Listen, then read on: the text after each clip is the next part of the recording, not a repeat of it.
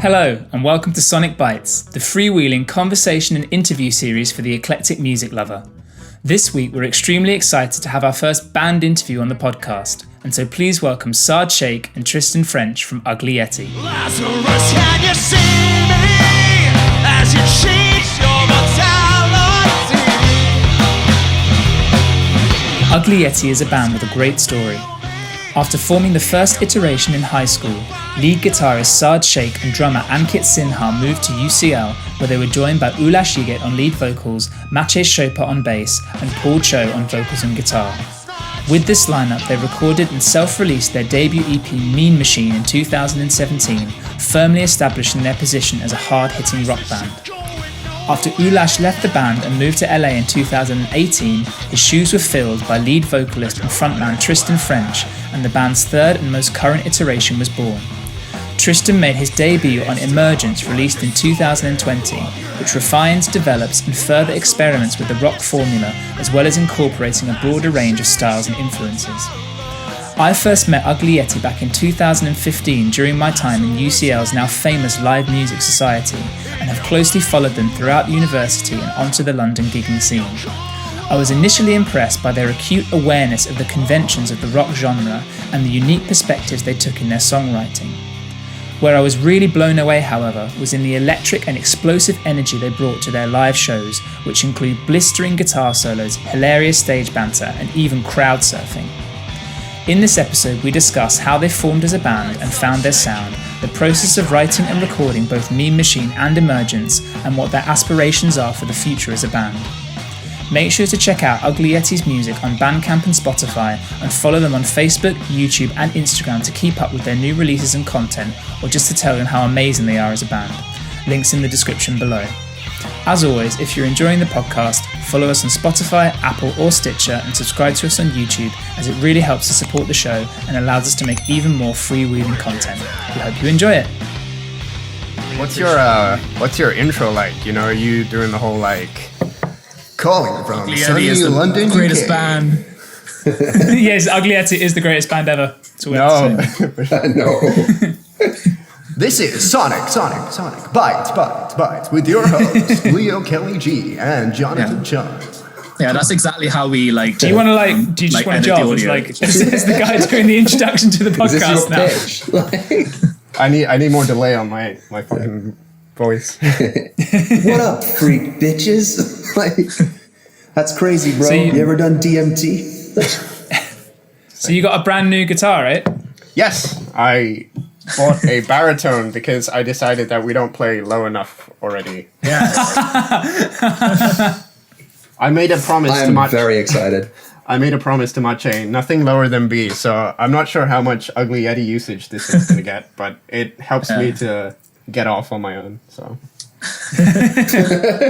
That's cool, man. Are you, because the only context I've really seen baritone guitars used are in sort of like cleaner context, not and is that sort of what you're gunning for, or are you trying to experiment more with like different crunch tones? Because I'm sure there's so much you can do, like you can sort of shift things up a pitch as well and get these nasty reverse octave tones, you know? Yeah, no, it's just straight drop A, just like overdriven, disgusting. It's weird though, because you're absolutely right, like they are like in jazz circles, like they use baritones, and then metalheads were like, wait a minute, I can use that, and then just like, dong, dong, dong.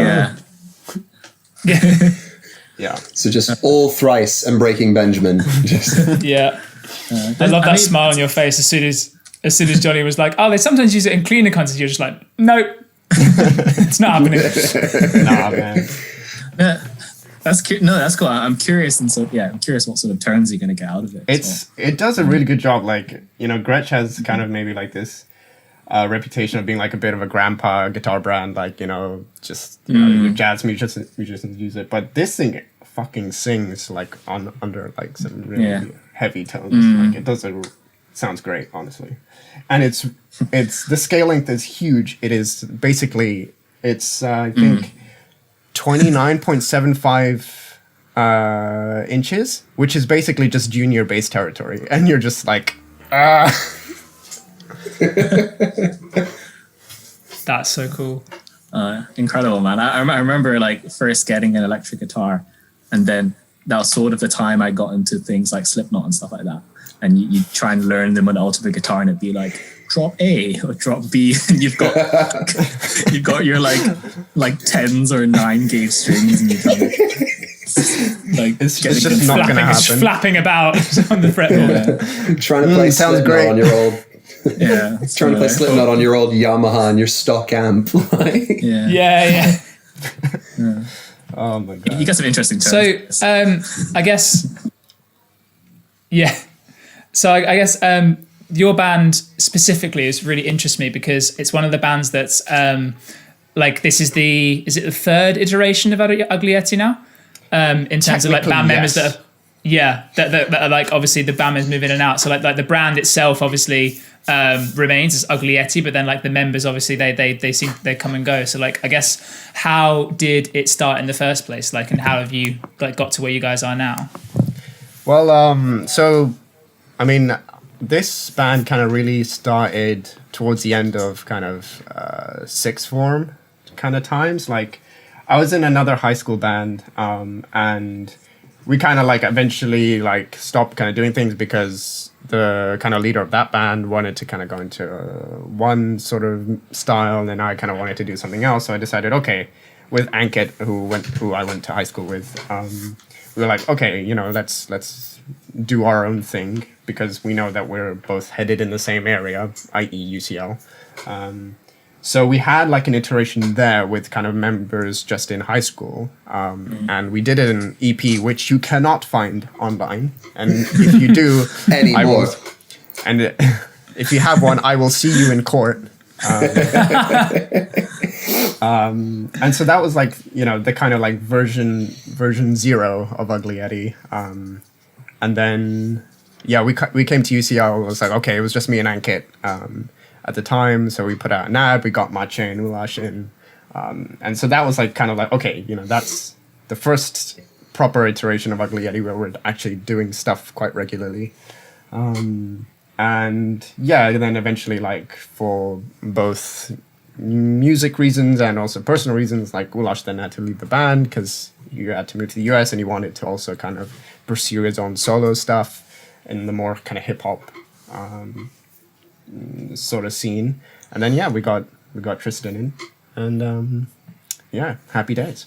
Yeah, that's cool, man. I mean, I can't express like how much I love Ugly Yeti, like all forms of it as well. You know? Yeah, I feel like you've got different phases. I mean, it's like, you know, it's like liking Iron Maiden through the different singers. You know, like it's it's each one's got its sort of own aesthetic. And I was listening to, like, knowing that Ulas went down that sort of more hip, like.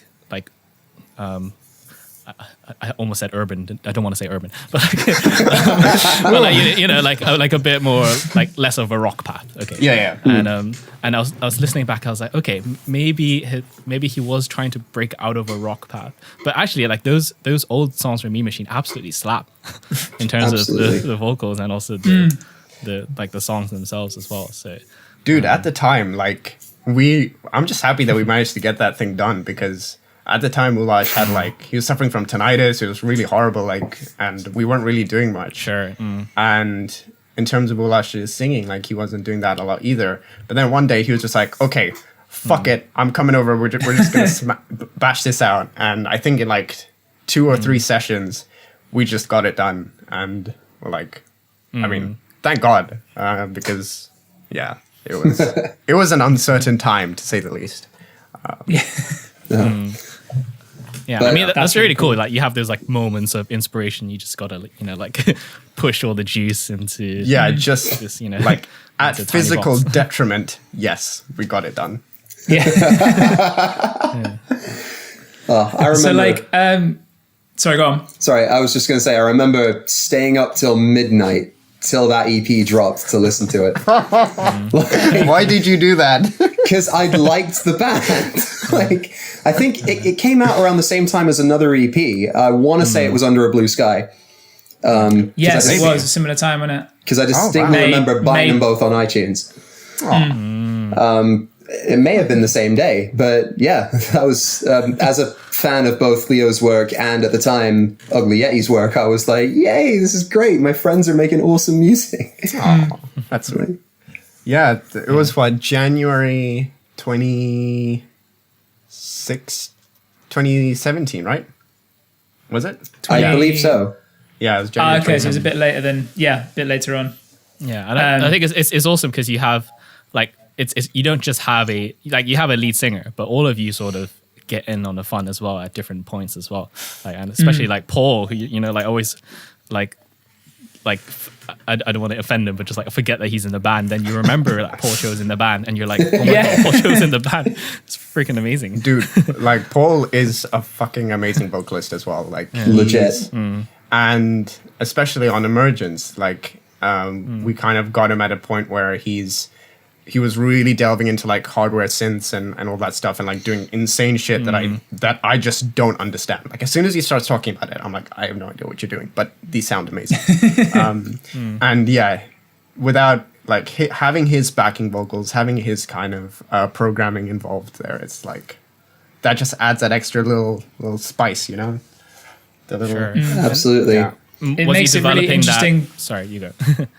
No, go on. I was going to say, it makes it really interesting to listen to an Ugly Yeti record as well, because obviously you sing, Saad, Tristan, you also sing, and then Paul sings too. So it's like, even just listening to it, like you have this sort of like excitement of like, oh, who's going to be singing like lead on the next track? And so like it's y'all are basically a boy band.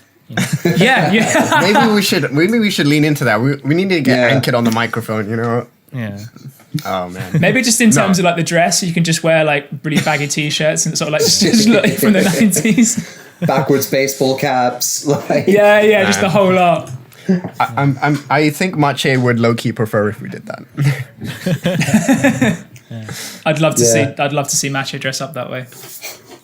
He'd probably love to dress up that way, to be honest. He probably would actually. Yeah. He'd quite enjoy it. Yeah, I think one of the funniest things about Ugly Yeti, or I say funny as in like peculiar, is that you guys have like just so many different influences in terms of like, just because I know you guys all individually, but you guys sort of, even just on the rock side, I feel like even Saad and Tristan have different strands of what they like in rock music. Then there's Maciej, you know, who hates it all. and then like what was, and obviously Ulas as well, you know, who's obviously got a wide range of influences as well. Like what was it like at the beginning? Like how did you, when you formed, what was it like? Were you just like, we're just going to play rock music? Like how did you get to this sound from all the different influences? Yeah. I think the key thing to understand here is that I kind of started really getting into music quite late. Like even like 16, 17, I was only really like just starting to scratch the surface of like what rock music was, what even metal music was. And starting out, I guess this is kind of like still true. I didn't really have like a massive breadth of influences. So for me, it was kind of like straightforward rock.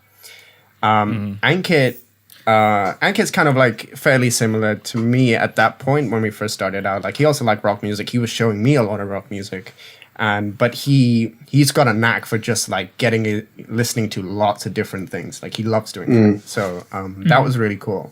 And so when Ulas joined, and also Maciej, it was really interesting because they were kind of like, I want to say an opposing force, but in a good way, because as I kind of came to learn, like a lot of this music does fall into a lot of kind of stereotypes, a lot of tropes, a lot of things that are really played out. And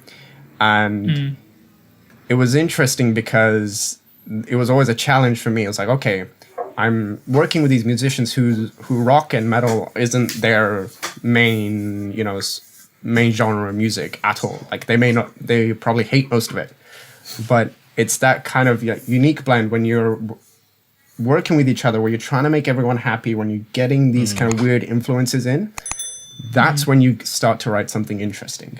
And my core belief at this point is that, okay, I love rock, I love metal music, but I think there is a way where we can write stuff that is interesting, that is unique, that isn't just going to be some tired, played out, big macho screamy, blah, blah, blah, blah, death music, where, it's got substance to it, and I think that's what I'm trying to go for.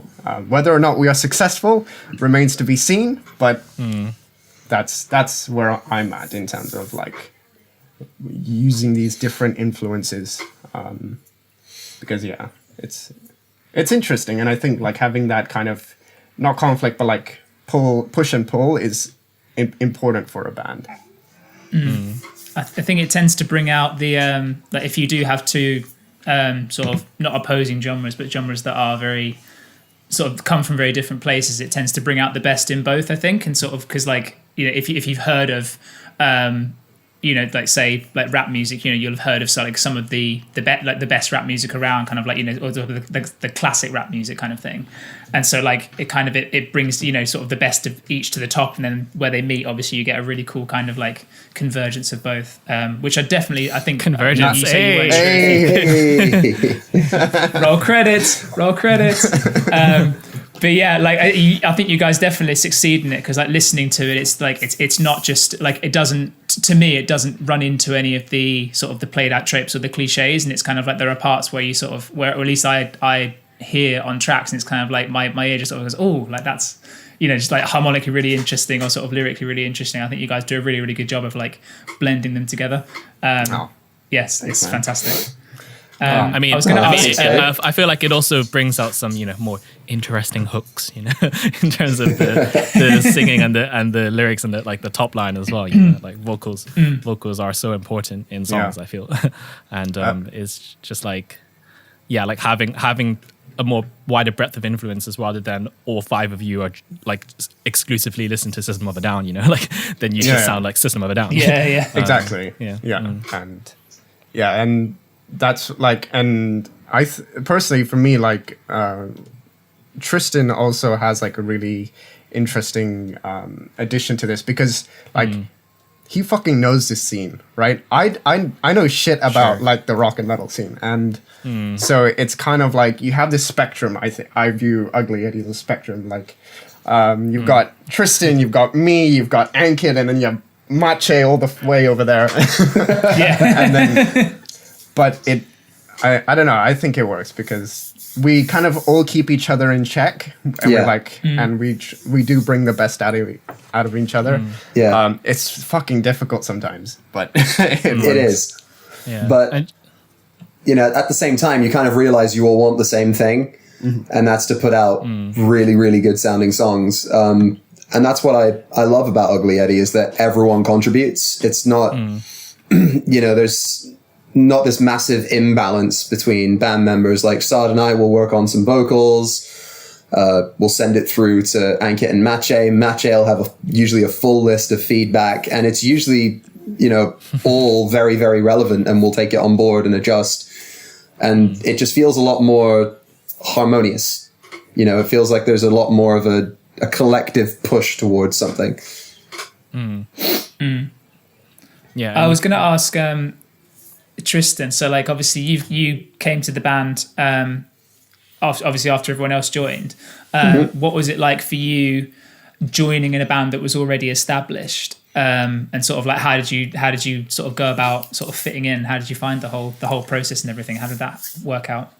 It was the process itself was made as easy as possible, and I think the main goal with the rest of the band, but especially with Saad, as the person in the band that I probably speak to the most, not out of any decision, just there's a lot of things that match up there, was to get writing as quickly as we could. So I was shown a lot of the riffs and things that Saad and Maciej and Ankit have been working on for a really long time, like before I'd even joined the band. So by the time I'd arrived, there was this whole set of ideas and guitar parts and various things that people have been working on.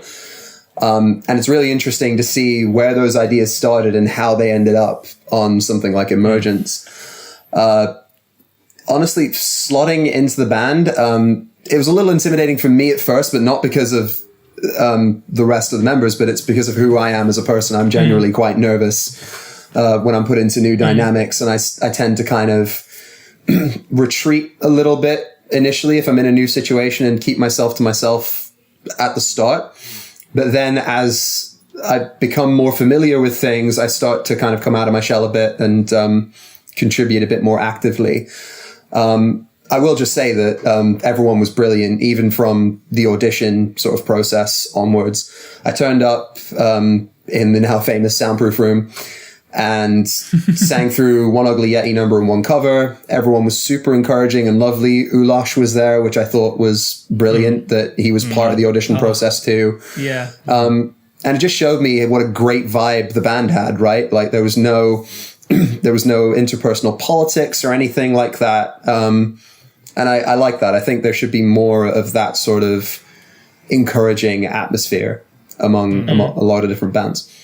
Yeah, man. As a fan, quote unquote, it's like it was really sad seeing like Ulas. I mean, obviously he was moving away. He sort of his departure was very sad. But then also when Tristan joined, it was just like it just made sense. You know, it felt like yeah. Again, to use the word convergence, but like there's like it really came. Like it just made so much sense to have that sort of replacement. Almost like I'm trying to think of other bands that have like successfully replaced singers and like you're completely on board with them. Yeah, it's like John Mayer and the Grateful Dead. I don't know. Ooh. Yeah. But anyway. But yeah, it was not one of those to like put you on a musical, pedestal. like, but. I appreciate that, man. That's really kind of you. Yeah. But I will say, I will also say that there being a collective vision certainly made things easier. So by the time I joined and had sort of slotted into the writing process, Saad had already thought out the entirety of the next release structurally, almost. While the songs did end up altering from how they started to how they ended up, the overall framework of Emergence remained more or less the same throughout. So the band already had an idea of what they wanted to achieve, and it was just about me trying to find a way to add to that and sort of find a way to enhance what was going on with the songs that were being written. Yeah. Yeah, it's crazy to think of Emergence as like something that came out this year, because obviously it was released in February, like before all this crap, right? And, like it just feels like it's not that long ago, but it feels so long ago at the same time. You know, I mean, how does it feel for you guys as like the people who actually released it and made it? You know? Yeah, I mean, like, look, I mean, this is probably like the least sad thing to happen out of all of this horribleness of COVID. But like, yeah, we were like playing shows and stuff, and obviously we had to like put that to a stop. And yeah, it was interesting because at the time we were sort of learning a few lessons about how to go about releasing music. How do you start doing that business side of stuff? Because we were just starting to realize that, look, you have to operate a band like a business. And especially when you're doing it as a hobby, where any time that you spend on your project is precious because you have so little of it. And so we were like, okay, you know, we've reached out to people to try and get reviews of the EP.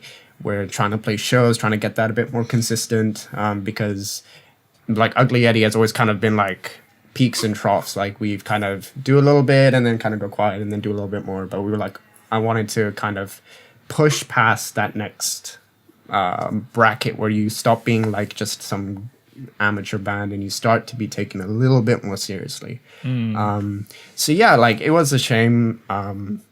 Because we were playing shows a bit more often than we used to. We were, you know, trying to capitalize as much as possible on this release. But, you know, it is what it is. Like, we obviously wanted to do the smart thing and just, you know, just shut it down and try to do whatever we could remotely. But, you know, is what it is. But I think we got what we wanted out of the release. Sure. It was really like a statement saying, okay, yes, we're still alive. Yeah, we've got a new singer. This is what we can do, and this is sort of what this is the sort of direction we're gonna be heading in. And so it's nice to kind of have this thing like saying like, yes, this is sort of Ugly Yeti. This is our new foundation that we're gonna be building on. And so now looking forward, I definitely wouldn't want to kind of rest on the laurels of Emergence. I want to start working on the next thing and doing it better. You know, making songs, having music videos for them, doing, getting the press stuff done properly, and all that stuff. So, yeah, I think that's where we're at right now. Yeah, that's really cool. I feel like on this EP, there's so many like I feel like there is a development of ideas that came from Mean Machine. Mean Machine was like 100% of exactly what you knew at the time. And here there's just so many like interesting elements to all the song. There's tempo changes, there's different singers, there's different singing types all over the record. Yeah. I wanted this thing to be like, I wanted Emergence to be Mean Machine but on steroids, right? Like, and I think structurally there are a lot of similar elements from the two records, but yeah, I like to think that everything was kind of just pushed to the next level, like production, songwriting, performance, and all that, just to kind of get it up a little bit. Because it's obviously an iterative process. You know, every time you get a little bit better, and then eventually you're good enough. And even then.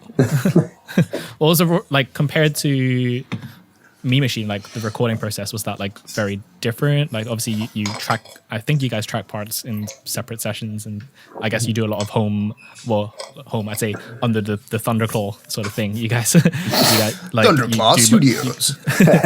TM, but you guys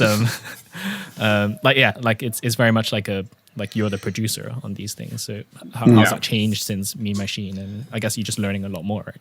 Yeah, like for better or for worse, I am the producer. And yeah, the process technically was pretty similar. Like we tracked drums at the Roundhouse Studio, which is what we did for Mean Machine. We tracked bass, guitar, and vocals all at my house because, yeah, I mean, we just did DI guitars. It's all software amps and stuff. And I'm curious, what software amps are you using? Because I've been getting into software amps recently, and there's especially like the newer DSP range, which is incredible. But I'm wondering what you guys used for. I don't use Neural DSP. I use at the moment I'm using ML Sound Lab stuff. Okay. And I use that for my amps, and then for my cabinet simulators, I use the Get Go Drum Zilla Cab cabinet simulator, and I kind of use both of those because it was cheaper. And and yeah, I mean, when it comes to software instruments, software guitar amps, the cab sim is the main thing, right? So I kind of wanted to get something quite comprehensive in terms of that. But on Emergence, it was all bias. I had bias amp, not even bias amp 2. It was the first bias amp. Sure.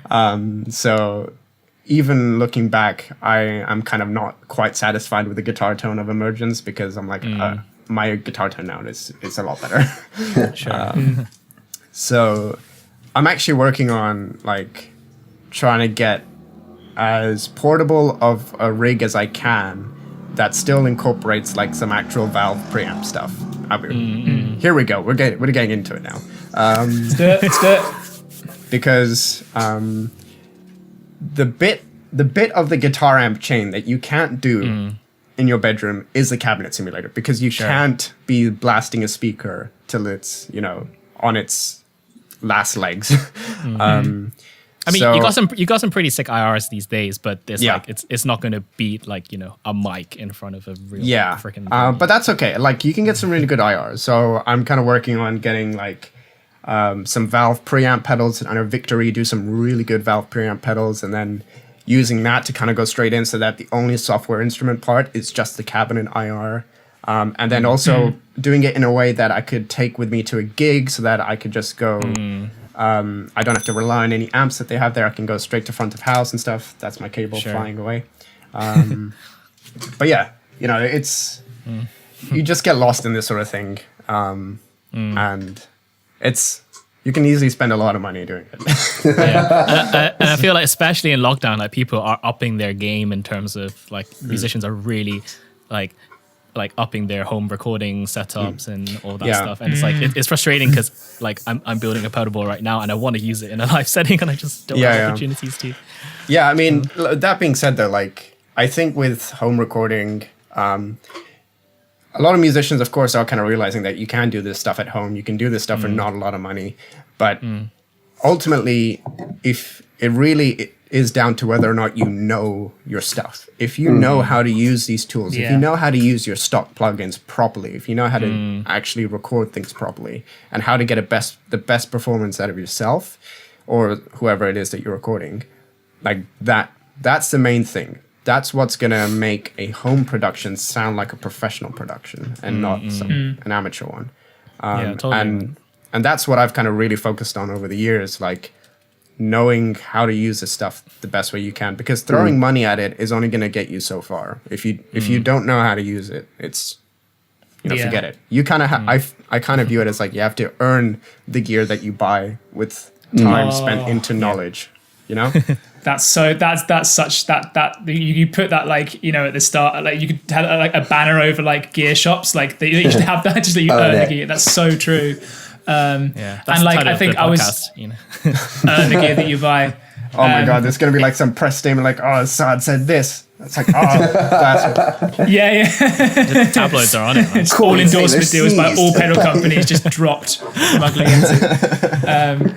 It's so true though. I was listening to I think we were listening together actually. I think you sent it to me, Johnny. It was a guy he was basically just talking about mixing, because I did the same thing at the start of lockdown. I was like, I'm going to get really good at mixing and mastering stuff, and he was saying that sort of like the 90% of it is just having a good recorded sound in the first place, like you had like a lot of the work that comes from stuff later is trying to get the recorded sound to sound like better than it sounded in the first place. But if you can get a good clean recorded sound, and then half the job's done then, and then all of the EQ and everything sounds amazing because the sound itself works. And so it's kind of like you have to know that first, as opposed to, because you can pay people obscene amounts of money to mix and master your tracks, whereas a guy that I'm working in the studio with in a couple of weeks, like he said that like if you can just get the recording itself good, then like it just makes less work for everyone else involved. And so like definitely you need to like it's all well and good having the gear, but like it needs to be there like with a purpose to have it, kind of thing. Like because you can spend, I spent £1,100 on my Helix, which is perfect. It's great for live stuff, and I did it to save myself money, because I was buying amps and I was buying pedals, and it was just like, and they kept breaking and they kept going wrong. And so I thought, if I buy that, it's just kind of like it's just the one size fits all everything. But like I haven't earned it yet, because there's so much stuff in there that I haven't even got even close to unlocking yet. There's just like some like really, when you sort of scroll down to kind of like on like a keyboard voicing as well, when you get to like the voice, there's like lasers and like cat and dog noises, and sort of like there's a place for those somewhere, and there's a place for like the weird like amp settings and stuff on that as well. I haven't found it yet, but like you definitely have if to. If you haven't mastered the cat and dog sounds on your forget it, man. Yamaha keyboard, just like Ross. Why did you buy it? What was your? I'm curious about in terms of the vocal recording. Like, what I see you guys. It was really cool to see you guys do it, like the recording process in terms of Tristan doing takes. Like, what was that like recording in a bedroom, and also Tristan like recording vocals with Saad. And I guess like I'm not sure how much vocal recording you've done in the past, but in this that must have been quite exciting to record on a project. Absolutely. I mean, I said when we were in the run up to releasing Emergence, this is the first original music that I've kind of been a part of in a decade. I'd recorded vocals before in a very much a similar setting. It was in, someone's bedroom, where not quite in a cupboard, but there was soundproof foam all over the walls. And I think I was about 17 or 18. I barely knew what I was doing.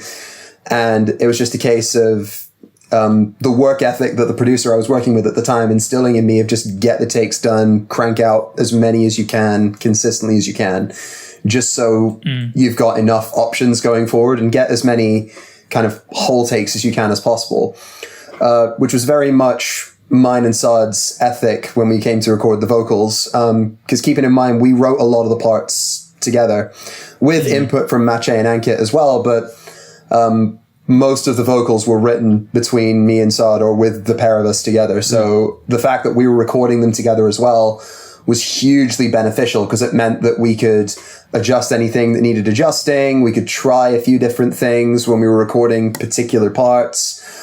We could highlight any dynamics that weren't working and just crank out as much as we can. It was, looking back, it was a lot more regimented than I remember because it would just be a case of me going to Saad's house, helping set up the mic and stuff, getting things ready, and just trying to get as much as we could in terms of not just the lead lines, but the backing vocals and any harmonies that we wanted, or anything that I could give Saad to later play with after he'd finished recording his vocals and after Paul had sent through any vocals that he was doing, just to kind of beef out these tunes as much as we can. It was wholly positive. Like, I don't have a bad thing to say about it. It was, very much, let's get our heads down and get this done. Less tinnitus and less. We definitely spread it out a lot as well, because Lazarus was the first one that we finished. But then it was kind of done in chunks almost, because we'd finished Lazarus, then we did either EV or Escape Velocity, or Renormalize, one of the two. Then we came to Annihilator Operator, which ended up changing the most. There was a whole lead vocal line on that, which we then we were all right with, but then we decided it didn't quite fit. And that's when it became this kind of abstract radio ad almost, where what's going on there, like in terms of the other voices, like it's take it away. Just be thankful that we did that. I mean, like, what we originally tracked for Annihilator Operator, we're trying to like go for this kind of like clutch white limo type sort of thing, but I don't know, we just it just really didn't work out. I think like the parts we written wasn't very good. But so in terms of that, like, so there is kind of like this.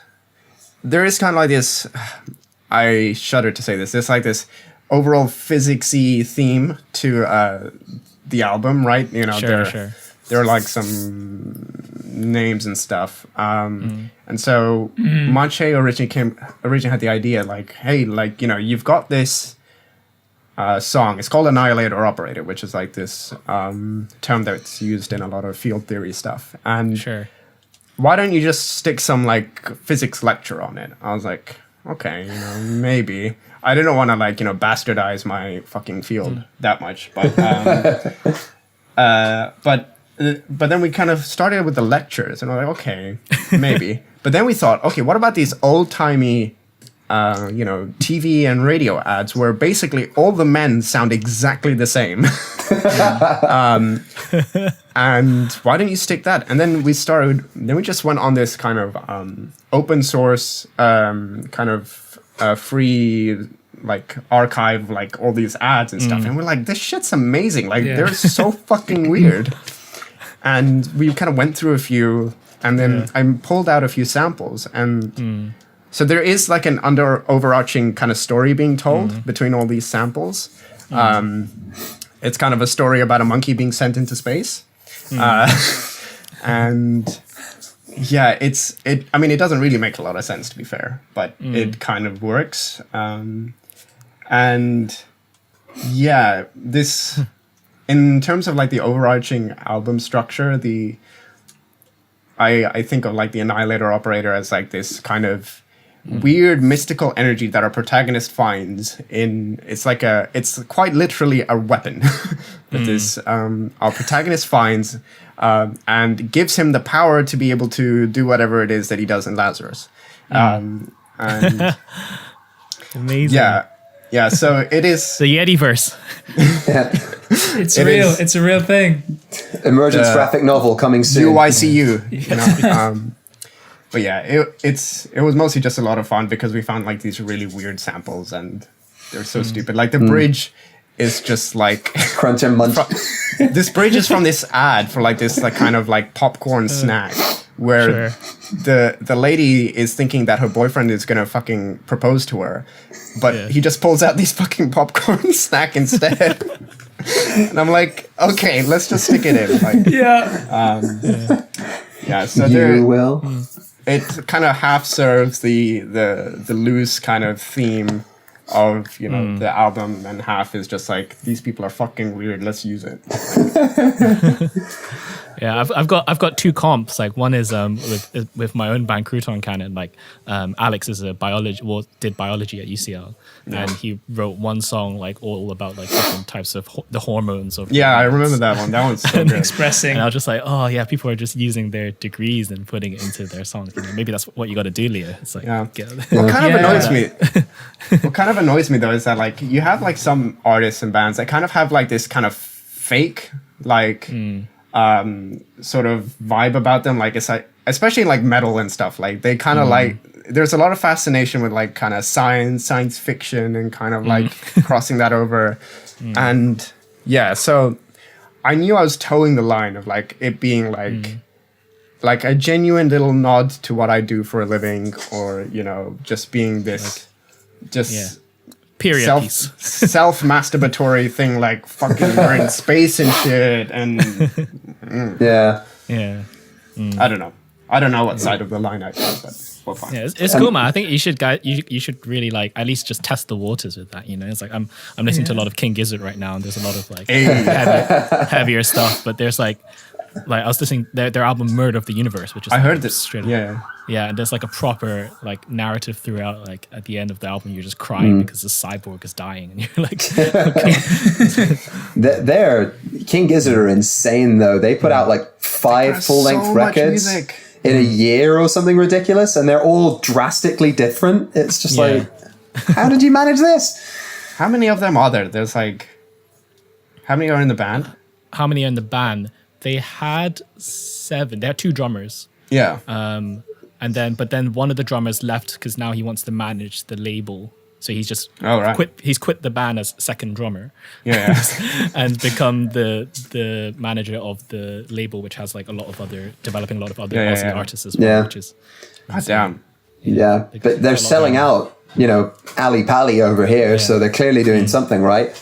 No, they're seriously, like, I think, and Maciej says this all the time, like, just write music, write as much fucking music as you can. And this is something that I personally haven't got right at all, right, so far, because again, kind of like with the peaks and trough thing with like Ugly Yeti in general, as I mentioned before, I found that for a time I was just kind of doing things just for the purpose of, okay, I'm going to practice because we've got a gig coming up. I'm going to write music because I want to release an album, rather than just having that kind of consistent, like, keeping up your practice, keep working on your skills, write more music, because as we all know, in order to write a good song, you have to write 10 crappy songs, right? And it's just something you have to keep doing. It's like this never-ending machine that you just keep grinding, and then you keep getting better. And I think King Giz, like, I mean, if they are putting out that much music, I just shudder to think how much music they've got in their shit bank, you know?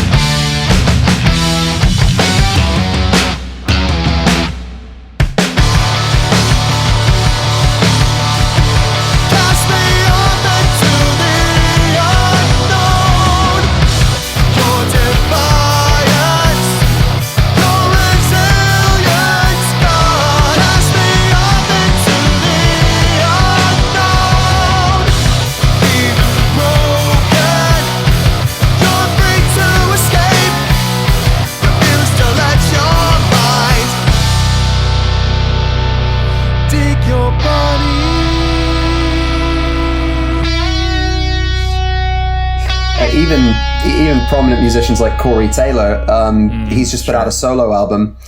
And even in interviews now, he's saying, this is all material that I've had lying around for so long. I've already got enough to fill up a second record and a bunch that I'm not sure of yet. And it's just like, damn, man, you think a good sort of 20 or so years of being in two bands that didn't quite fit the music you were listening to, Slipknot and Stone Sour, for those that don't know. And then just having that all to go with at once. It's kind of a blessing in a way, because at one point you're writing this, not to take it on too much of a tangent, but you're writing this kind of exhausting, emotionally draining, heavy music, and then you're working on these light-hearted tunes in the background, and it actually sort of works out in, a nice balancing act in a way. Yeah, that's awesome. I mean, are you guys doing a lot of? I'm not sure if Leo was going to ask this, but like, what's your writing process been like in lockdown? If in terms of son of a bitch, beat me to it. To be honest, not too much. Like, I've got a few ideas that I started working on that are kind of kicking around, but we haven't really started working on them as a band. Although, like, pretty soon, I mean, I'm getting that itch again to start writing more and like start getting this record together. But mostly for me during lockdown was kind of like, I was like, all right, we can't really be in a rehearsal room together. We can still write, but I kind of had this kind of feeling after Emergence that, okay, I really want to start working on my own skills, because again, like I mentioned, the whole kind of practicing just for like a gig or something. I wanted to kind of like spend more time really trying to hone my craft. So I started taking singing really seriously. I started, doing that like 4 or 5 times a week. I started taking singing lessons, and I started learning guitar theory, which is something I never really did before. So learning my modes, learning my chord shapes and stuff, like, because I'm a self-taught pleb. So I kind of never really formalized any of that stuff on my own.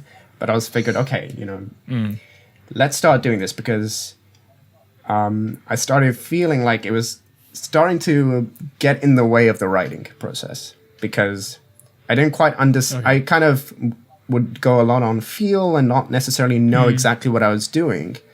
And sure, being able to play things by feel is good and all, but if you know what you're doing, then you can build on that feeling much more efficiently than you can just if you're kind of bumbling around in the dark. And with my workflow with Maciej especially, because he knows his shit inside out, right? And in order for us to kind of like communicate... And then some. Yeah. And then in order for us to kind of communicate on the same sort of level, like, there was like this language gap almost. So that's kind of been what I've been working on in lockdown mostly. Being able to write music cool, better. It feels sure. It feels like a very organic. Sorry, you go. I say, like it speaks to kind of what Beth mentioned last week. She talked about like writing sort of from feel alone, and then writing kind of like taking the theory side and the procedural side on it afterwards. And sort of like you can write, purely intuitively, and sort of you take what kind of like comes out of wherever it is in your head that gives you ideas, and you sort of push it forward. But if you have like a frame of reference to put that around, you can then, it's replicable, and as you said, like it gives you a common language to say, okay, I've done this because of various musical theory things. So like it's more colors to paint with, basically, isn't it, kind of thing? Like if you just have more things you can do, you can just add like a little bit of like, as opposed to just like, I've got red, like you have like crimson and, other shades of red, which have completely left my mind, but like kind of for that kind of idea, so I think that makes a lot of sense to sort of to move it on. But do you find it, I was going to ask, like, do you find it kind of difficult in terms of your, like in terms of the practicing and the writing and stuff? Like, is it something that's kind of like a challenge to do just for the sake of practicing? Or is it kind of like something that you've really kind of enjoyed? I mean, for me, I think it's like a priorities type thing. Like, eventually you kind of realize that everybody's always busy. It's just a matter of what you decide is more important. And naturally with my, physics work and my, I have a very regimented kind of fitness routine as well. And it's like finding the time is quite difficult. If you try to lead as healthy of a life as you can, you want to give yourself time to relax and, be with other people, and do all that stuff. And I found that when everything else was kind of popping, music was the first thing that would kind of like start to take a backseat, and I didn't want to do that. I was like, because this stuff is important to me and I want to be able to do it the best I possibly can. So I think I had a bit of a mindset change when I started approaching it a bit more like I do my work or my fitness. I was like, allocate time in a day, even if it's a small amount, but keep it regimented, keep it regular. Even if we like to think of music as this creative, fluid process that happens, spontaneously, I only think that's half true. I think that if you're spending more time doing something, you're going to get better at it, and you're just going to do more. If I spend more time playing guitar, I will inevitably come up with more ideas. So I've started approaching my practice a bit like that, and I think maybe. Well, I mean, I would imagine that maybe you got Leo especially. If you pursue this, in a professional context, where it's like, this is my fucking livelihood. This is how I put bread on the table. You have to do that because there's just no other option, right? Yeah. No, that's exactly it. And it's kind of, it's one of the worst things to treat your passion as a job sometimes. But at the same time, it can be nice because I have the same problem that like in terms of practicing and in terms of sort of being doing the creative writing side of it, kind of that's the first thing that falls by the wayside if I don't have very much time. Like my fitness, like yours, is really, really important. It keeps my head sort of working in the right way, and I feel like I can't do anything else until I've at least exercised or done something, so I feel good enough about myself to actually play the guitar and write. And so like the guitar is kind of like, and because I think as well, because it's always open-ended, like as you said, like practicing for the sake of improving your craft, be it guitar, be it singing as well for both of you guys, like because it's open-ended, there's never a limit to what you can do. So you can practice for 8 hours a day and you've still got no, like, you're no closer to being any, you never master it. And so like that can be quite daunting sometimes. Whereas if it's like, sometimes I prefer it, like, as you said, practicing for something, because then it gives you like an end point. So like if it's a gig or if it's a wedding or something, or if it's, recording in a studio like you guys have done, it's like, okay, we have 2 weeks to get everything ready. And it's like, so all of your practice is then geared towards that. As opposed to sort of like just practicing, like, I'll practice my improvising. It's like, how long does that take? Like, how do you put a fence around something that is so open-ended? Exactly. But yeah, like as you said, like that's genuinely really inspiring. Just you have to. It's a mindset change, isn't it? You just have to say, okay, I'm going to allocate this much time every day, or 4 or 5 times a week, and I'm just going to do it. And like I think inspiration likes to find you working. There's a phrase, something like that, where it's like if you are busy and you get in, like like you're more likely to be inspired if you're doing the thing that's trying to inspire you. Which also, that's the title. That's the title of the episode as well, Saad. Now, the new title. It's everyone's busy. Yeah, earn your gear. Everyone's busy, but it's just what you think is most important. Absolutely, definitely. So, like in terms of what I was going to ask was, so obviously you said that Emergence was obviously written sort of thematically. How do you go about doing that sort of thing, like sort of having so did the whole thing come as like we're going to write however many songs like over this theme, or was it kind of, did they just fall into place and then the theme sort of came afterwards? Like how sort of meticulous was the planning of the writing and everything for you guys?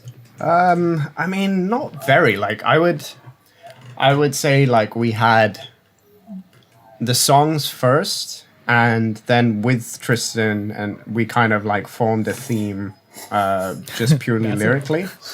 I think like once the songs are kind of written and you kind of know what they're going to sound like, you kind of decide how they're going to play throughout the album, what's going to come first, what's going to come last, and all that stuff.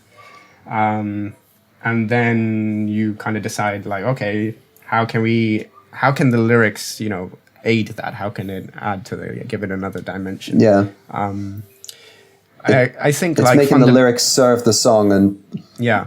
But Because it's interesting though, like the importance of lyrics in a song, I always kind of debate, because I think sometimes I feel like it almost doesn't matter what this person is actually saying, you know, if in terms of someone's enjoyment. Like it might be that melody, you know, it's like, oh, I really like that melody, even though it's absolutely like nonsense. Like, you know, System of a Down, for example, like a lot of their lyrics are just complete nonsense. And then you have things like Red Hot Chili Peppers, just like California.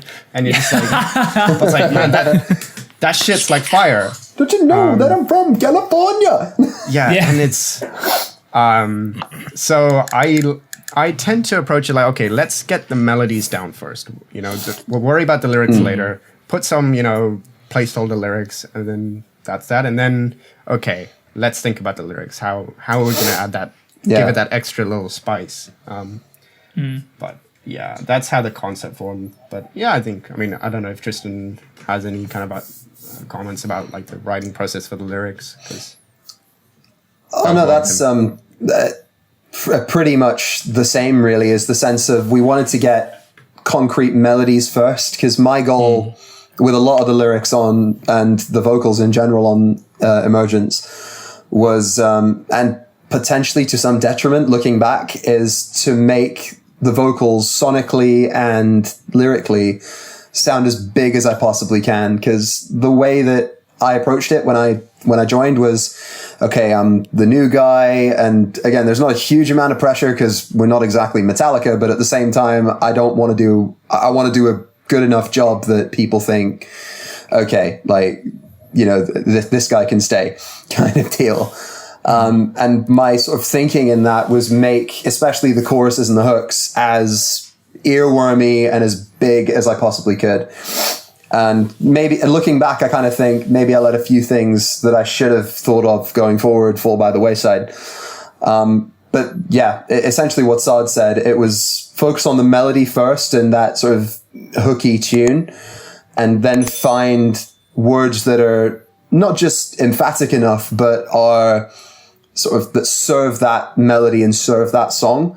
One big thing that I learned from Maciej throughout this entire process was let the song breathe. Because I'm coming from a place where I'm trying to be as wordy as possible, and I love mufflowery language. And writing through this, it was a case of, you know, maybe find where you don't need to sing first. Okay, and just kind of let the song do its thing, and then chime in where you can benefit it, really. Yeah, I think like a tiny little nugget of information I found recently was between that interview between Paul McCartney and Taylor Swift on the Rolling Stone.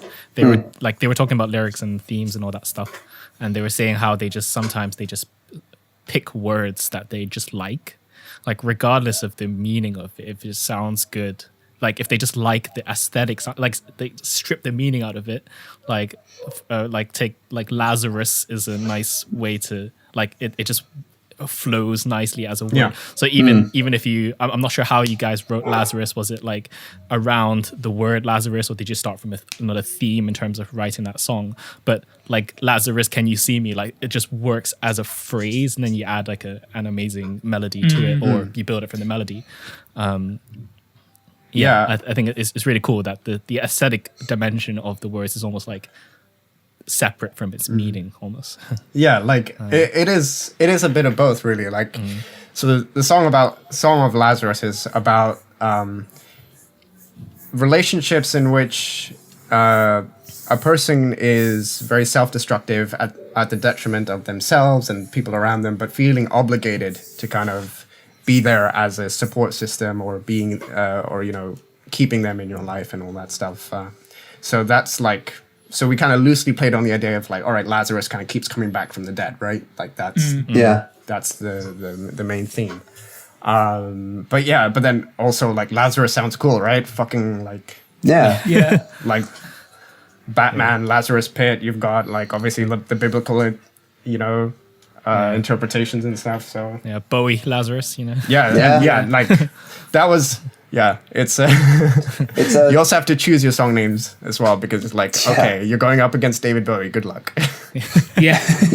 Well, I mean, if anyone's searching up Lazarus by David Bowie, maybe Ugly Yeti will show up as the song underneath it. That's what we hope with the band name, right? They meant to try and look for reruns of Ugly Betty, but they found us instead. Yeah. I mean, I'm not saying we're going to put out a song called Enter Sandman anytime soon. But yeah. You need to you need Enter Sandman with like 2 R's or something, and then just like have it as the Enter just like slightly misspelled classic songs. Yeah. I think that's really true in terms of I think it's really true in terms of like lyric writing and songwriting, like in terms of the like if you think about the amount of songs where the lyrics they don't make sense, like even things like sort of the Britpop thing with Oasis, like that, like I was watching an interview with Noel Gallagher, I think, where he went undercover on all of his social media sites and like answer questions, and he was saying like, I don't know what slowly walking down the hall faster than a cannonball means, but 10,000 people sing it back to me every night. And so like it must mean something to them, and so, but it's almost like having the evocative lyrics themselves kind of like, and it makes you start thinking about it. And like, what's the other one? It's like, I've got soul, but I'm not a soldier. And it's like, it works because you have soul and soldier, but then like, but you start thinking, and then there becomes this whole like, sort of link between the whole thing. Like, it's like, I've got ham, but I'm not a hamster. Like, wouldn't work in the same way, but at the same time, but then you start like, like ham and hamster, and then all of a sudden you've got this like really interesting, connection between words that don't necessarily fit, and like that's what's really cool about like having a melody first and then just putting like sort of placeholder lyrics in, because then like you might stumble upon something that then is really profound, sort of like intentionally or not, but then you just so like Lazarus is just it's a great word, like because it just rolls really nicely off the tongue, and then all of a sudden you can then have things that you wouldn't necessarily associate with Lazarus, like for example having a relationship that's not working and being there for a support system. That's not something that I thought when I think of Lazarus, but now I do, because that's because of the song you guys have written, which is like it's so cool. It's just mind-blowingly cool. It's kind of like, when you're in English class and you're like reading a book and then you're like getting all these interpretations out of it, and then the author's like, I don't know, whatever, man. The Moors are representative of Heathcliff's inner conflict. What the author meant. The Moors were fucking dark. I don't know. Yes, they were. All right, the Moors were foggy. Like, it's Yorkshire. I mean, I'm curious in terms of reflecting back on like Emergence, just to hone in and really milk it, but like was there like a certain lyric or hook or even song that you're like just really proud of, that really stood out, that was like, okay, I think we really have something here with this project? Go for it, Tristan. Well, I think the good thing about Emergence is that all the songs kind of have their place and suit each other cohesively as a collection, but they all have enough about them individually to kind of stand on their own. My personal favorites, mainly because working on them, I found to be extremely sort of cathartic for me, especially the latter of which were the first 2 songs, Renormalize and Escape Velocity. Both of which being like, okay, I want these to be big and hooky and anthemic, and eventually, some group of people I would like to be singing along these as well. Especially when we got a review back from, I can't remember the title of the magazine, but they said there was a maiden earworm in Renormalize. That I read that last night when I was looking through your Facebook. I was like, just because Iron Maiden are my favorite band, and I was like, yeah, someone got it. Not that I was hoping loads of people would go, that sounds like this, but looking back at those are the 2 that stand out for me as kind of the big sing-along songs. In terms of reflecting on the EP as a whole, one thing that I want to sort of try and avoid doing in future is going in at a 10, as in starting singing like super loud, super harsh right away and just keeping that going. Because like in a session context. Yeah, because whilst that serves a purpose, when you do come in at sort of a 10, it's hard to go beyond that. I guess what I'm trying to say is introduce a few more dynamics vocally, bring a bit of a theatricality to it, almost. Fair. That's exciting. Saad? Yeah, from me, I would say like vocally, I would probably like gravitate towards Lazarus a lot, because at least on that one, I think, Tristan, correct me if I'm wrong, I think for that one, I ended up writing a lot of the lyrics and the melodies for it. And for me, like I always approach songwriting very much so as like from a guitarist perspective, whereas I think in Lazarus I started writing guitar parts around a vocal idea as well. Like I kind of think about the verse, for example. I wanted like something quite groovy, something a little bit, almost like funky as well. Like, and I was like, okay, I've got this really simple guitar part. It's like not a lot going on, but this gives me room to write a nice vocal melody. And then I kind of thought, okay, I can write the vocals for this. And then I actually came up with something that I really do like. Whereas, I mean, and then if the chorus of Escape Velocity is also a particular favorite of mine because it just kind of has everything going on. Like it's got your big chorus, it's got these fucking massive backing vocals around it. The guitar part is super interesting because it changes time signature, which is something that Maciej put in, which made it amazing. And yeah, it's got the big choruses, it's got the big riff behind it as well. Like, the breakdown, man. The breakdown too. that was that was my one allocated breakdown that I was allowed to have. I'm still in the stage of listening to that song where I'm not like fully aware it's coming, like in terms of having listened to it enough. Yeah. And like when it comes, it's just like, holy crap. I forgot about this. This is the best thing ever. The drums for that bit were a nightmare to record. Oh my God. Because Ankit, Ankit's a fantastic drummer, but he didn't have much experience with like the double kick pedal. And the song is at fucking like 160 BPM as well. So it's like doing that double kick run is just tough. It is. But it's become such a great moment live as well because we've started, whether intentionally or unintentionally, we've started ending sets with Escape Velocity now.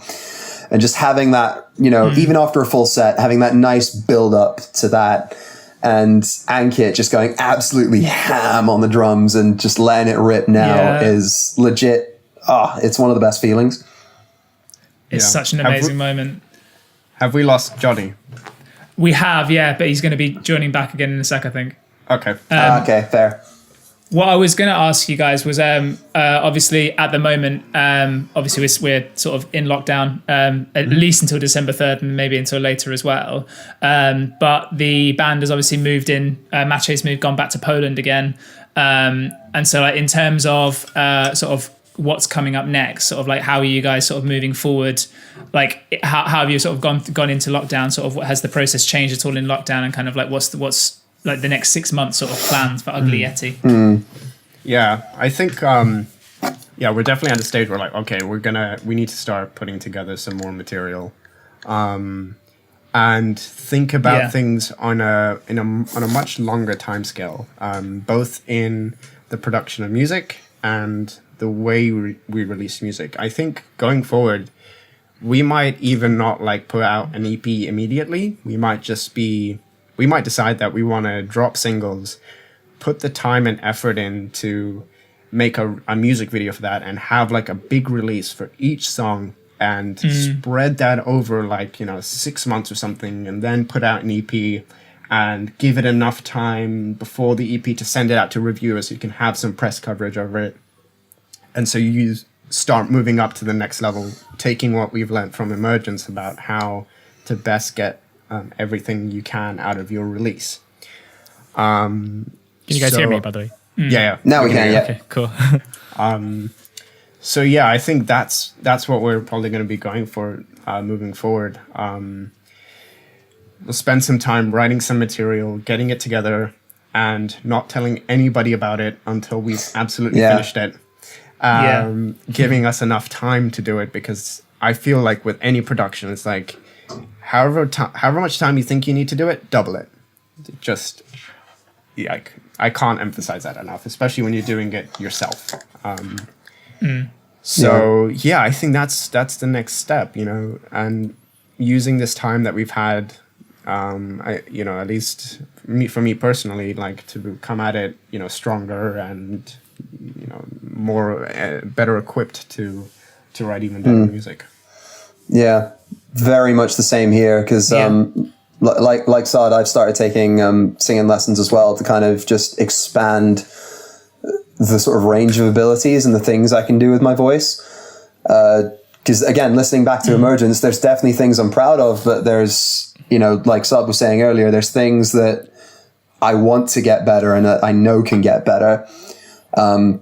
But whether it can get better with just me doing it by myself is another thing entirely. And if any singers out there do want to take vocal lessons, I highly recommend seeking out a teacher, because it can really, really help you up your game. And also instill kind of, as Saad was saying earlier, your practice regimen into it. And you start bringing everything that you're learning in your lessons and your practice regimen back into your songwriting. For example, this week alone, even though we're still in really, really, really early stages, like not even, we're not even thinking about, anything until any songs are finished. But I went and actually had a look at some of the ideas that Saad's been kicking about and properly sat down with them for the first time. And it felt a lot smoother than anything I did with Emergence. With Emergence, I very much, and I don't know if this was similar for you, Saad, with writing vocals, but I very much had to sit myself down, have my phone running so that I could record any ideas that were, and just kind of really sort of push myself.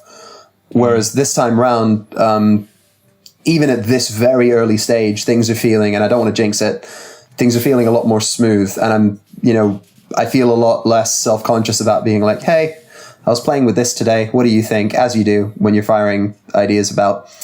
But yeah, like Saad was saying, the focus, I think, has been on a lot of self-improvement and a lot of sort of ability improvement that we can carry into the writing process for the next EP. Yeah. Or release, whatever it is. Yeah, I think the next stage, at least we'll hope to try and do, is have a bigger pool of songs available, because I think with the last EP as well, it was really kind of, in terms of ideas, it was only, the number of songs that were on the EP, those are the only really workable ideas. And I think maybe expanding that a little bit, taking a bit more time in the writing process, have a few more ideas, really start working on them so that you have the ability to pick and choose a little bit, I think would also help a little bit.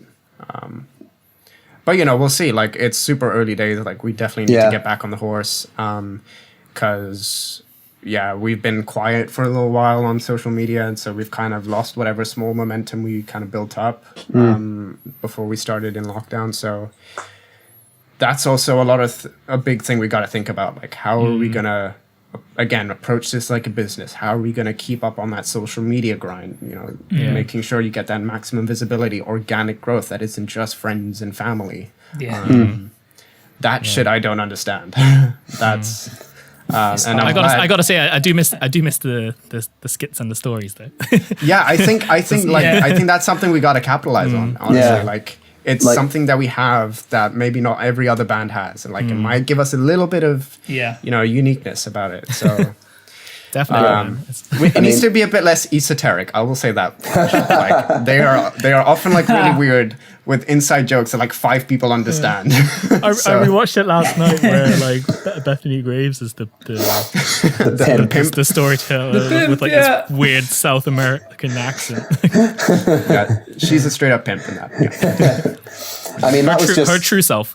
That was inner Bethany coming out, and there was no acting involved there.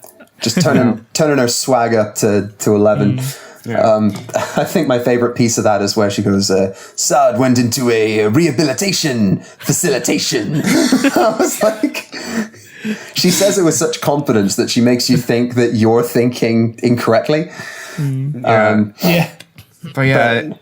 it's just that content creation. We gotta. It's the music is such a small part of it. When you start realizing that, and you're like, fuck, I gotta do all this other shit as well, so that people know what we're doing. And having just good songs, as good as that is, isn't enough anymore. You've got to kind of have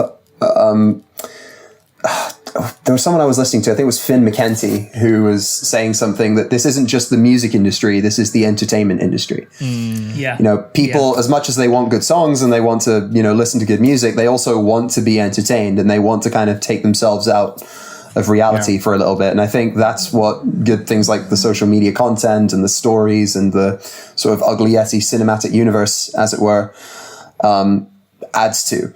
Yeah.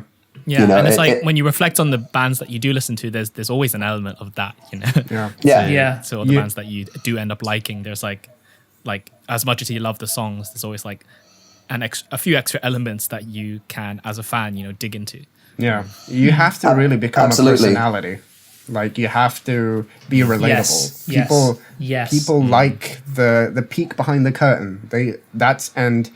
With social media now, it's a great tool because everybody can do stuff on their own. But then it means that it's that much harder to stand out amongst the crowd because everybody's doing it. And you have and like the bigger bands, I've noticed, have that luxury of being able to be quiet for months on end, and then, you know, they have an album out and they're going to get all, you know, they're going to be able to play the big shows. Yeah. They've got all that. But when you're starting out, you have to earn it by being constant, like a constant presence in people's face that say, this is me, I've got content, consume my content.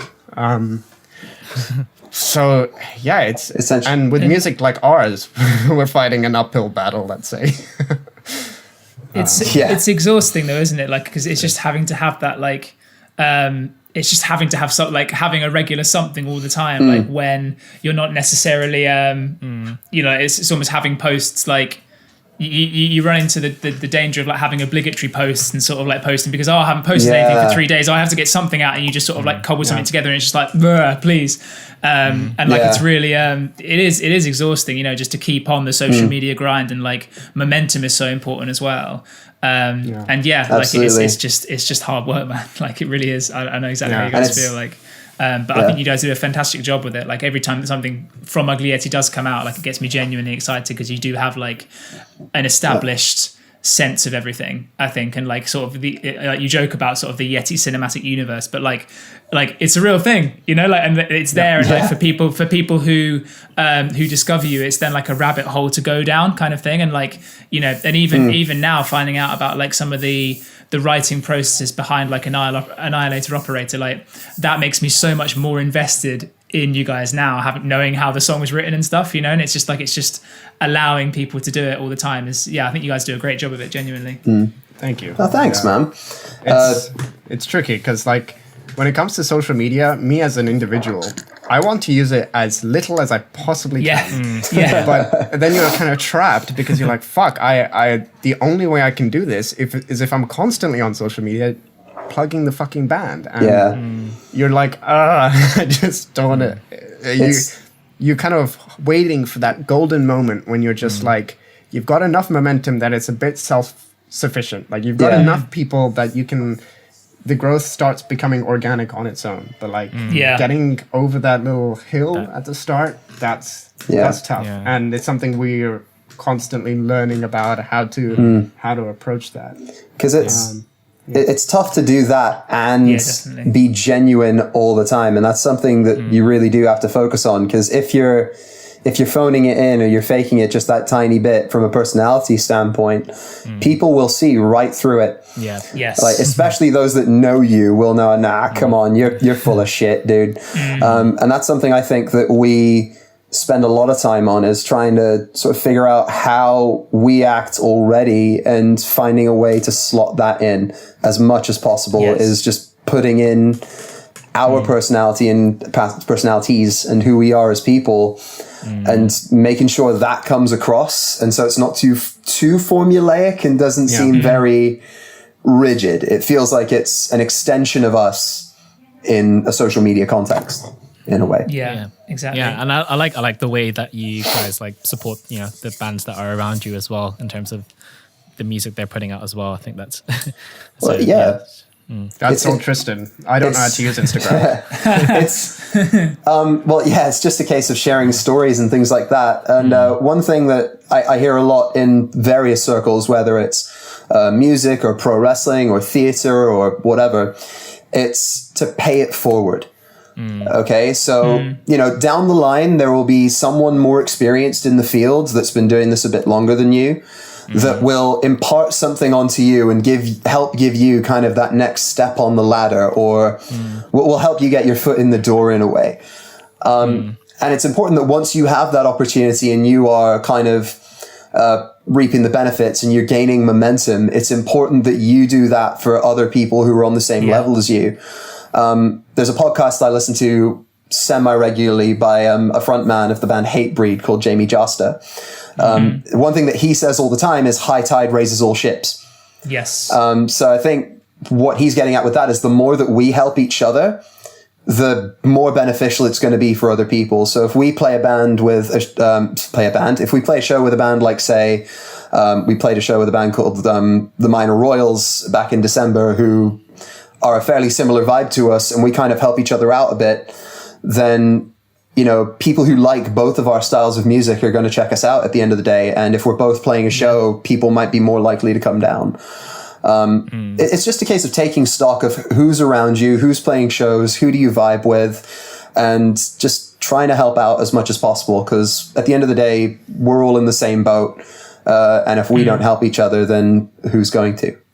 Yeah, exactly. I think that's very true. And it's like, it's kind of considering how algorithmic sort of social media can be a lot of the time, sort of when you like it's hard to crack, but then at the same time it's really easy to crack, because like at the same time, like if you're just nice to people and you just help people out, like it goes such a long way, often a lot further than if you're like you can play that kind of game where you're sort of you're only in it for yourself and sort of you need to get to the top and you don't mind who you tread on, but like it just doesn't hold very much water, and like it might get you there, but then it's kind of like, well, like, but then is it really worth it to tread on that many people to get where you like, is it really worth the amount of people you're going to upset to get there in the first place? Whereas even if you get halfway up the mountain but you've got lots of nice people to help you out, it's better than getting all the way up there and being completely by yourself, kind of thing. So like it's it does help to be just to help people out. Like it takes like 2 seconds to share a story. You just like click it on your phone and it's there, and then other people have got it. And like you do such a great job with it, Tristan. Like it's really nice to just like just to go through your story and just find all these new artists that like I've never heard of before that you're sharing. And if everyone does that, the music makes the rounds. Dude, you're like a genuine news source, man. Like, I'm just like, you just remind me of things coming out. I'm just like, well, like, because no worries, man. I mean, it very much includes like Leo's stuff and Crouton Canon. And this isn't me trying to say, oh, I share all this stuff because, look at me. But I genuinely do like a lot of the art and stuff that my friends produce. It just so happens that they're some insanely talented people. Like recently we've had our friend Jonathan Blake put out that EP. And even before I listen to these things, and especially once I've listened to them, I will just share the absolute bejesus out of them. Especially, again, if I genuinely like something, this is just me speaking as me. If I genuinely like something that you've done, you will never hear anybody shout about it louder than I do. I'm an eternal cheerleader first, and then like a front man second. If you're doing something great, and I am behind you, then I am, I'm in all the way, in terms of sort of helping people get that next level of promotion. Even though, like, I'm not saying me sharing someone's music in an Instagram story is going to somehow make them a superstar overnight. That would be ridiculous, but every little helps. And anything that not just me, but we as a band can do to help. Because we play with some brilliant acts that suit us well. Like we played with a band back in February called Dive Exit, who sonically are very similar to what we like. And then in December, we played with a band called Black Orchid, and of course Minor Royals, who I mentioned earlier, who vibe-wise were very, very similar to us. And it's important to kind of highlight these acts and make sure that, we're kind of not just helping to create this, or helping contribute to the London kind of scene as a whole, but also kind of make sure we're reaching out to each other and sort of trying to really push forward as much as we can. Yeah, man, that's how you got to do it. I mean, I've been part of this. So I'm part of like this Wolfpack fan group for like ages, and they recently did like they're doing this weekend that we're recording it. They're doing like a virtual festival, and it's been like really cool to. Like they just organize it because they're just a really wholesome group of people. But I've been turned on to so many like new bands as a result, and I think there's all these like little pockets of opportunity that will really benefit all parties in the long run in terms of building communities. Because I feel like that is the crux of it, really. Yeah. Especially if they're making great stuff. Like especially if you're fully into whatever it is that's being made. Then you've just got to support the things you love and absolutely shout from the rooftops to your friends who might like it. Yeah. Well, in the interest of supporting artists that you love, in terms of Ugly Yeti and everything, where can we find you guys on social media if anyone stumbles upon the podcast and loves you as much as we do? How do we get in contact with you guys? We're on every kind of place that you find music these days. Like we're on Facebook, we're at Instagram, Ugly Yeti Official, we're on Spotify, Apple Music, Amazon. You can find us on YouTube, Ugly Yeti. Grindr. Yeah.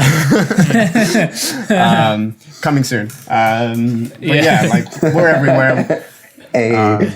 The question is, on Grindr, is it the 5 of you? Is it like, is there a front man? Is it just is there like a group you discount? You got to find us to find out. Ulas was part of the deal, but he's on his own now. He comes as an optional extra. DLC. And we've got Emergence out. That's the EP we released in February. Super proud of that. Check it out. If you like any of our music, you can purchase it, especially on Bandcamp, where we get more money from that, and we can continue to make stuff. But yeah, man, dude, I'm so excited for what's to come, and also just to. Me too. It was nice to have a chance to revisit, the past songs as well recently as well. This was awesome. Thank you. I miss your live shows as man. I feel like there's so like a certain, whenever I think of an Ugly Yeti like live show, there's like an instant, like my body sort of tries to acclimate itself to it, because there's like a certain there's a certain climate, there's a certain temperature to it, a certain energy to it, and I miss it as much as I miss any live. That's really that's really heartwarming, man. Thank you. I regret to inform you that's just me sweating my backside off on stage and just heating up the room because those lights are really hot. But I appreciate it. Thank you. Thank you so much, guys. Yeah, that was really sweet. Thanks so much for coming on, guys. It's been really, it's been awesome to sort of break down some of the songs and sort of break down the songwriting process and just find out a bit more of the music. Like I was a fan already, and like I'm even more of a fan now because I know even more about you guys. So thanks, buddy. Thanks so much. Also, I need that Ugly Yeti t-shirt, bro. Thanks for having us. We're gonna get it. We're gonna get those t-shirts. Stay tuned. Merch. Thank you for listening to another episode of Sonic Bytes. If you liked what you heard, follow us on Spotify, Apple, Stitcher, or Google Podcasts, or like the video on YouTube and follow the channel Leo Kelly G Music. Also, you can reach out to us in the YouTube comments or send us a message on Twitter or Instagram. We would love to hear from you. Stay tuned for another episode coming very soon.